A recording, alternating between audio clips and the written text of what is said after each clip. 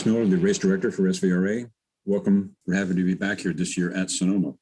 This video is your only driver's meeting for the weekend. It will replay at our SVRA trailer Thursday and Friday from 7:30 a.m. each day and run all day for your review. We'll start with load-in procedures. You may arrive at the track starting on Wednesday, April 21st. Registration will open at noon at the entrance building to the track on the right as you come in. Trans Am will load in on Thursday, one day later than SVRA. After you register, proceed to the upper lot number 2 and follow the signs to the staging area. We'll begin moving rigs into the paddock at approximately 1 p.m.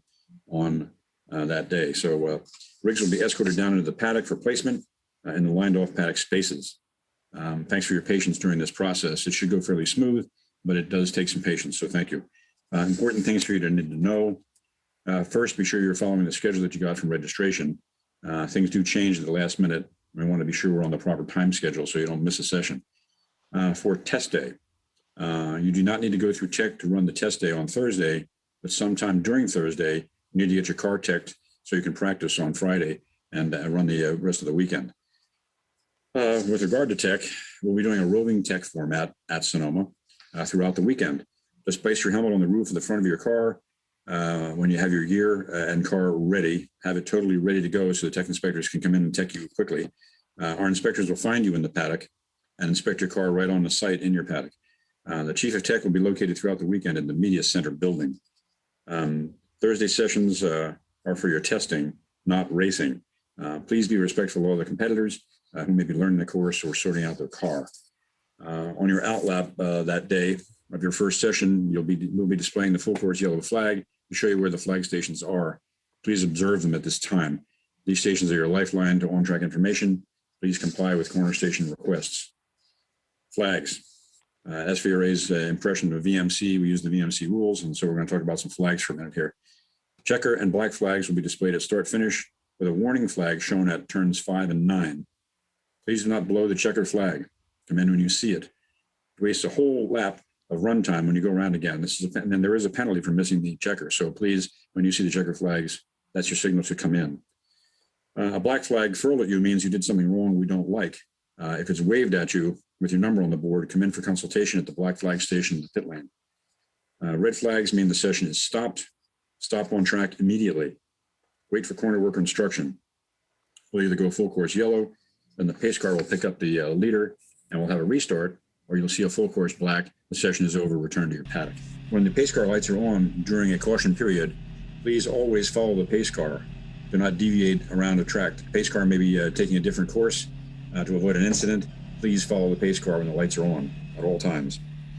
One other note to mention is never get out of the car unless it's on fire.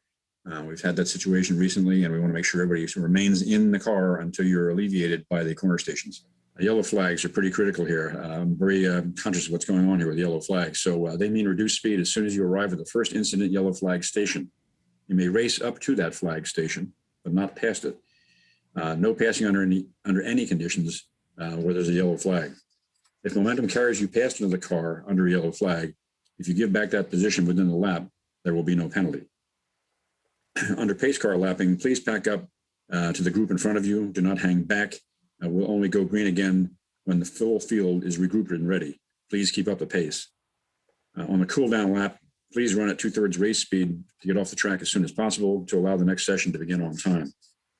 Jumping the start is a big issue here at Sonoma. So the race begins when the starter's flag starts to fall and not before. We'll be watching closely. There's a stop and go penalty for early starting. Please observe the out and in blend lines as you enter enter and exit the track. Any crossing over those blend lines will require a stop and go penalty at any time. That's during practice, qualifying, test day, anytime.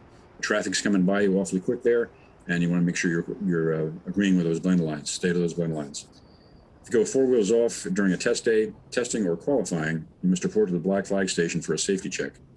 If you're okay, we'll quickly get you back out in the action again. If you choose to ignore the black flag, you'll incur a penalty. This practice does not apply to your races. So if you go 4 off during the race, watch for the corner station captain to give you the approval to return to competition. Pit lane speed is 35 miles an hour. And when you're in the paddock, please respect those paddock fire lanes We do have fire marshals that are coming through looking for that. Don't park cars in there. Don't leave your tailgates down in the fire lanes. Please keep them open. Our favorite subject is oiling. And we certainly have that problem. We had it just most recently at Road Atlanta. We lost 2 hours and 35 minutes because of someone who oiled the track all the way around. You can imagine what happens to the schedule and to your track time. We get devastated by that. So please, this is our biggest time loss on a race weekend. We utilize these big "You are oiling" signs on course to tell you to pull off as soon as possible. So look for those orange guardrail painted ends where exits can let you off the track and get you out into a safe spot. Not spraying oil over the track. We'll come get you after the session. Do not drive all the way around back into the paddock. That's when the disaster happens. When we have to clean up an entire circumvention of the track, it just kills our time. Over-aggressive driving is critical. This is, I'm going to enforce the VMC Motorsports Council rules of on-track etiquette. We are vintage racers. This is not a contact sport. Time your passes cautiously. My experience tells me that 80% of the avoidable contact passes are from the overtaking car at fault. You can see all of him, but he can't see much of you. Penalties will be issued for this behavior. Keep that in mind, please. Time your passes cautiously. During qualifying, your best time from both qualifying sessions sets the grid for feature race 1.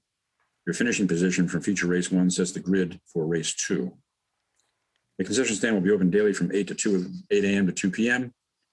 Fuel will be available in the paddock from 7:30 to 5, but Sunday from 7:30 only to noon. So I would suggest you get your gas for your needs for Sunday on Saturday.